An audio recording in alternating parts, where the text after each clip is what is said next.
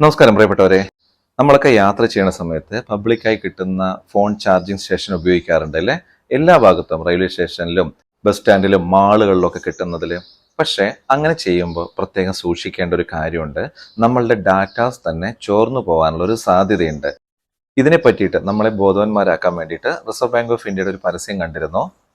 Public charging പോർട്ടുകൾ portable വാൾ ചാർജറുകളോ ഒഴിവാക്കുക, cyber smart ആകും, ദിവസവും സൈബർ ശുചിത്വം പാലിക്കുക.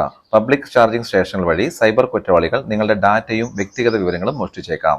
നിങ്ങളുടെ ബാങ്ക് ക്രെഡൻഷ്യലുകളോ മറ്റു പ്രധാന വിവരങ്ങളോ അപഹരിക്കപ്പെടാനുള്ള സാധ്യതയുണ്ട്. നിങ്ങളുടെ ഫോൺ ചാർജ് ചെയ്യേണ്ടി വന്നാൽ ഒരു വാൾ സോക്കറ്റ് മാത്രം ഉപയോഗിക്കുക. അതായത് ഈ ചിത്രത്തിൽ കാണുന്ന കണ്ടില്ലേ, ഇങ്ങനെയുള്ള സംഭവങ്ങൾ നമ്മൾ വീടുകളിൽ ഉപയോഗിക്കാം, അതിൽ കുഴപ്പമില്ല. പക്ഷേ പബ്ലിക്കായിട്ട് കിട്ടുന്ന ചാർജിങ് സ്റ്റേഷനുകളിൽ ഈ സംഭവമാണെങ്കിൽ ദയവായിട്ട് ഒഴിവാക്കുക. അങ്ങനെ തട്ടിപ്പ് നടത്തുന്ന ആൾക്കാർക്ക് കിട്ടാൻ സാധ്യതയുണ്ട്. അതുകൊണ്ട് നിങ്ങൾ പബ്ലിക്കലി ചാർജ് ചെയ്യുമ്പോൾ ഇത്തരം സോക്കറ്റുകൾ ഒഴിവാക്കുക.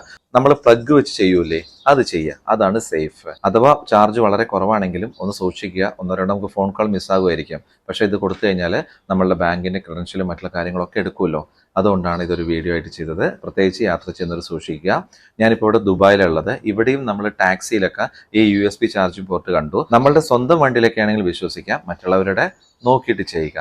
കാരണം അത്രമാത്രം തട്ടിപ്പും കാര്യങ്ങളും ടെക്നോളജി വൈസ് വരുന്ന സമയത്ത് നമ്മളും അതിനെപ്പറ്റി മനസ്സിലാക്കിയിട്ട് നമ്മളും കൂടുതൽ സ്മാർട്ടായാൽ തന്നെ കാര്യങ്ങൾ നടക്കുള്ളൂ.